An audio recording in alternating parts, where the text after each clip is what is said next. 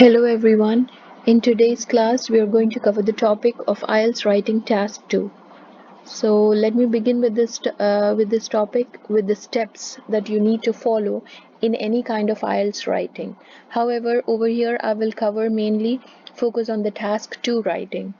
So as it is required mostly 250 words with 40 minutes time span. Okay. So, first thing you have to remember in all your writing tasks, in both the writing tasks, is you need to organize your ideas into separate paragraphs. This is very, very essential. Otherwise, you will lose points if you do not divide your essay into paragraphs. You cannot write this task 2 as a complete long passage. Okay, so this is something you have to remember always. Now, coming to the main question part, okay, understanding the question is extremely essential. You must understand the question before you try to attempt it. This way, you will exactly know what the examiner is looking for. Many students do a mistake by not answering the question fully, which may really lead them to lower scores less than band 5. Okay, so this is really not entertained. Okay, so better to understand your question very well before you try to attempt it. Okay, now how you will analyze a question. For analysis of a question, you have to make sure what type of a question is there. You have to identify what type of a question is given. Okay, then from the question type, I meant that whether they're asking you for a cause and effect essay, or what problem solution essay, or opinionated essay, or what kind of an essay they're asking for you to draft. Then look for the keywords. This will help you identify or develop your ideas around these keywords. Okay, then the instruction words, definitely immediately after the statement, after the question statement, you will find an instruction given whether to draft an essay based on your opinion, or you have to draft an essay based on your agreement, or you have to draft an essay showing cause and effect. Okay, so these are the three things that you have to analyze in the question. Finally, you have to plan your answer, and you have to give at least 5 to 8 minutes for your planning, because this helps you organize your ideas and structures of your essay. Also, it helps producing a coherent and cohesive essay and saves a lot of time.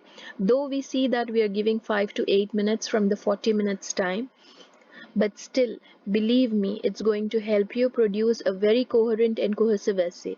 We need to make sure that we are in compliant with the examiner's grading criteria, because any examiner mainly sees in the task 2 with the vocabulary, sentence structures, connecting words, coherency, and cohesiveness. These are the measuring tools for an examiner to grade our work. So these are very essential. So at the planning stage, this will help you.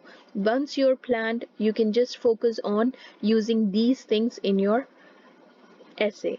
So now let's see what exactly how we can, after our planning is done, how we can draft an essay.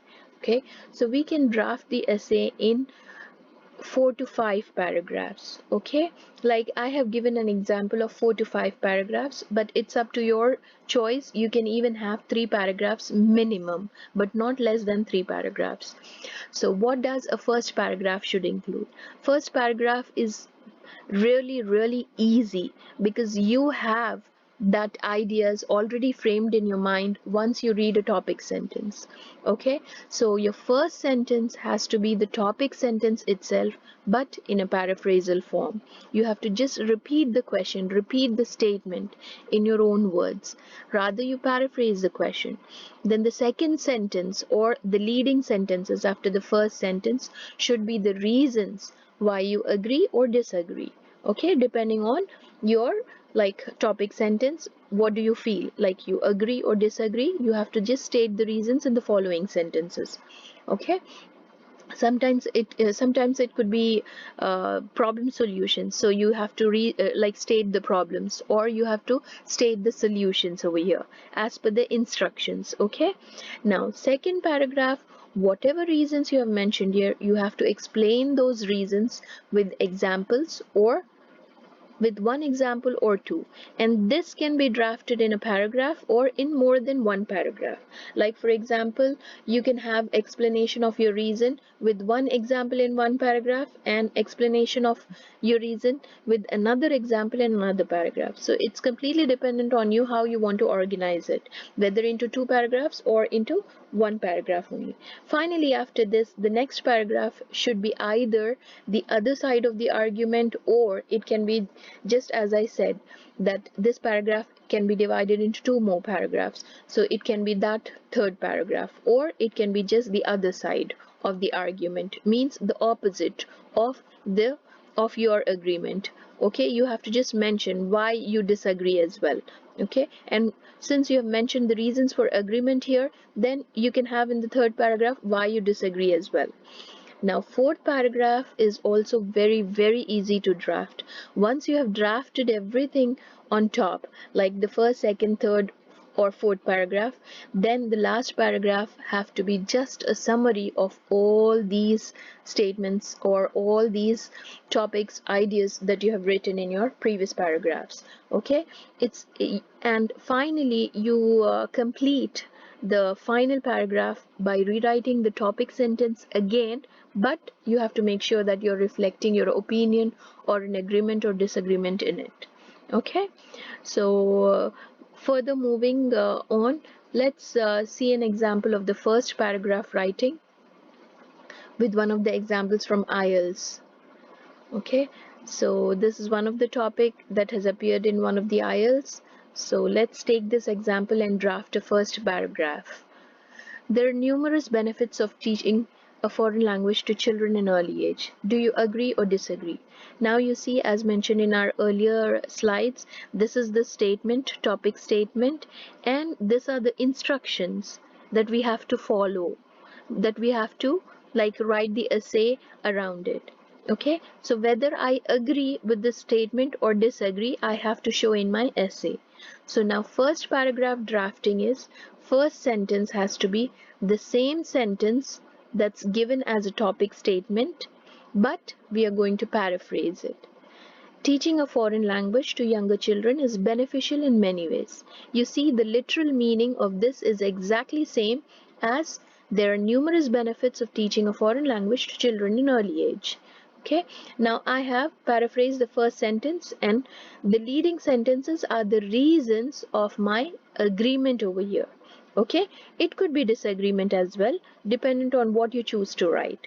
Okay, now children at early age are more receptive and have good grasping power. One reason, this age is a learning stage of life. Whatever is learned in child age can be remembered for longer in life. This could be another reason. Then the final reason, besides this, children are less egoistic and do not get afraid of committing mistakes in learning. As failures are the pillars of success, while continuous practicing, they may attain a reasonable level of language achieved. So what I did, I have like drafted my first paragraph with the topic sentence rephrased and with the reasons given in favor of agreement.